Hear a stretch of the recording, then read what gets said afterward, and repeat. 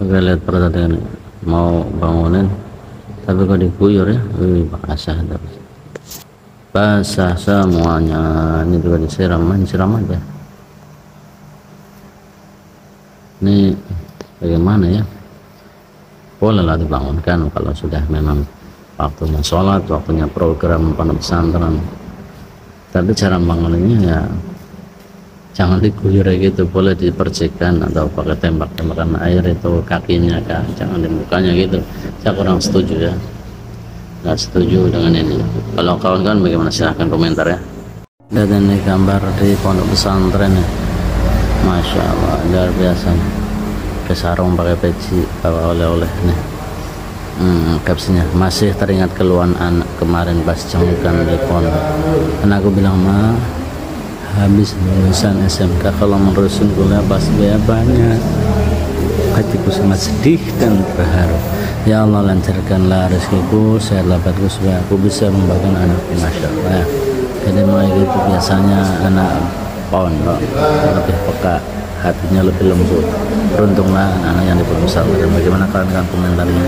Silahkan di komentar ya tentang anak pondok seperti ini. Oke, sepakat nggak rindu yang sangat ini hanya dimiliki oleh orang tua yang anaknya di pondok pesantren. Nggak ada yang bisa menandingi kerinduan ibunya, terutama ketika anaknya di pondok pesantren. Lihat jika ada yang bilang rindunya wali santri kepada anaknya di pondok itu lebih, maka bisa dipastikan kalau dia tidak pernah punya anak yang mondok, yang belum mengalami rindu yang pernah usai habis kunjungan kembali menabung rindu lagi. Masya Allah, luar biasa ya. Dan itu rindu sebagian dari pengorbanan ibu, pengorbanan bapak, dan pengorbanan anak juga rindu insya Allah. Jadi tolong hargai, dukung mentalnya ibu, bapak menguatkan mentalnya ibu. Ketika anaknya dikuatkan, anaknya mau ibu saling kerjasama seperti ini, insya Allah berhasil mondoknya. Bagaimana kawan-kawan? Silahkan kasih sarannya, pendapatnya tentang kerinduan yang paling puncak. Apakah hanya dimiliki oleh seorang wali santri atau tidak? Ini saat-saat penjemukan kakaknya ketemu adanya, nggak mau ketemu, mungkin malu karena udah lama, canggung, tapi namanya kakak sayang adik juga sayang, dan gendong juga lah ini lama-lamanya. Seneng mbak, sedih merasakan ini mbak, seneng kakak adanya nyamperin mamanya digendong berasana nih. Penting ini penjengukan itu penting, sambangan itu penting, santri jadi lebih semangat merasa diperhatikan ya. Oke, tolong orang tua semuanya bila memungkinkan jenguk anaknya, sebulan sekali kah atau 2 minggu sekali kah, bawa oleh-oleh, ketemu adiknya, insya Allah tambah semangat lagi, jangan dibiarkan bisa. Oke, terima kasih. Silahkan komentar kawan-kawan sekalian bagaimana tentang penjengukan santri seperti ini. Oke, lihat nih, ini ada santri putri didatangi sama ibunya. Masya Allah, ada buah-buahan, ada kue, ada anggur hijau, tuh ada apelnya, ini sama ayahnya. Masya Allah, seneng dah foto bareng, kangen sama anaknya. Masya Allah, sehat-sehat. Senang kalau santri tengok sama bapak ibunya. Coba kapsinya dari orang tuanya, nanti ada kapsinya bagus sekali, kita dengar. Simak ya kapsinya. Wahai pemilik rinduku, penghuni pertama di rahimku, bahagiaku melihatmu tersenyum, sehat selalu anak santriku. Masya Allah, luar biasa ya. Ini kemungkinan anak pertama, jadi kapsinya aja seperti itu kalau ini anak pertama ya. Apa yang pelajaran diambil? Satu, butuh kerjasama antara santri, orang tua, dan pondok pesantren. Jadi memang sesekali harus dijenguk santri ini, karena penjengukan membuat santri ini senang, semangat, merasa diperhatikan gitu. Sepurur bawa oleh-oleh seperti tambah senang lagi.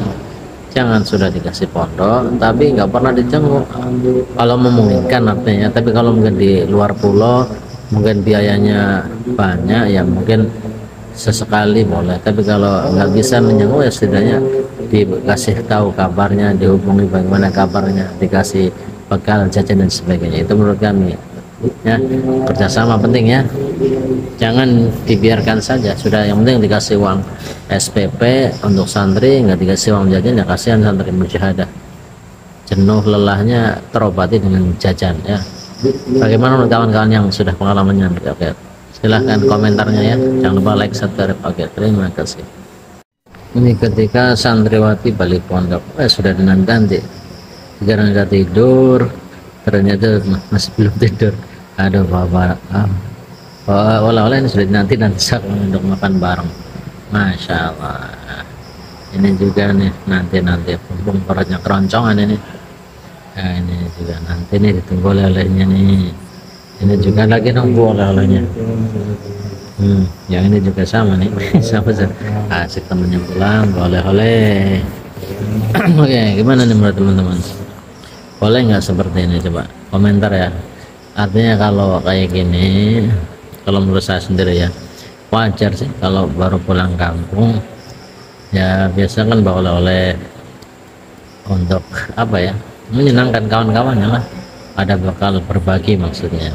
Nanti juga gantian juga, ini nggak wajib tapi memang budaya saling berbagi, ambil saja positifnya, kecuali dipaksa-paksa baru nggak boleh. Tapi kalau keikhlasan masing-masing dan nanti ujungnya ganti-gantian, kalau pulang bawa oleh dimakan bareng, makan oleh-olehnya dari rumah sama kawan-kawan sekamar ya bagus lah, karena saling berbagi. Kecuali ada pemaksaan, ada kewajiban baru nggak boleh, itu menurut kami. Tapi silakan komentar menurut kawan-kawan sekalian. Oke, terima kasih. Santri baru ketika disuruh ikut senior, sandal ikut kemana-mana ikut ini, buka kitab dia pun buka kitab dan nggak ada kitab, nendang batu ikut nendang kayaknya, garuk-garuk kepala ikut garuk-garuk juga,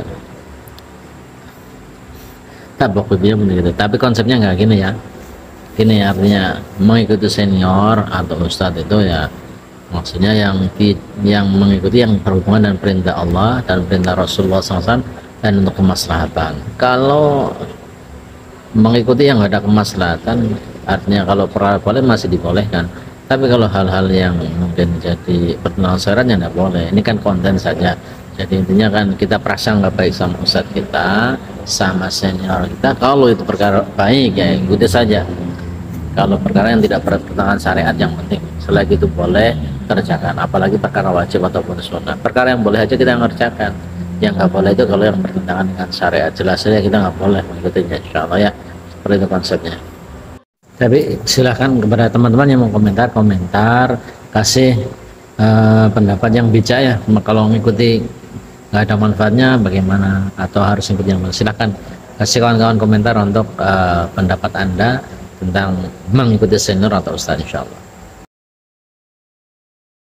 Ini video di pondok pesantren anak-anak santri putra tuh, lagi di lantai 2 tingkat yang jelas nih.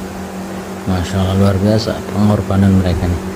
Ada captionnya nih dari orang tuanya, di saat anak-anak di luar sana seumuran kalian sibuk dengan HP dan motoran kesana kemari, kalian malah lebih memilih menuntut ilmu di pondok. Doanya ada nih, ya Allah jagalah selalu anak-anak kami di saat penjagaan kami jauh darinya, mudahkanlah setiap proses dan jalannya, amin ya. Luar biasa. Gimana kawan-kawan, bagus tau komentarnya? Komentarnya captionnya. Jadi memang gitu Pak, jadi ibu bapak sudah melaksanakan betul anaknya ke pondok pesantren, anaknya semoga sungguh-sungguh di pesantren, ustadznya mendidik dengan sungguh-sungguh juga. Kalau 3 pilar ini bisa bersinergi, maka insya Allah akan Allah turunkan rahmatnya, menghasilkan anak-anak generasi yang luar biasa dengan akhlak yang bagus untuk bekal kehidupan dunia yang semerah dan akhirat yang selama-lamanya. Silahkan kawan-kawan dikomentari bagaimana pengalaman Anda ataupun kesannya tentang anak-anak pondok pesantren.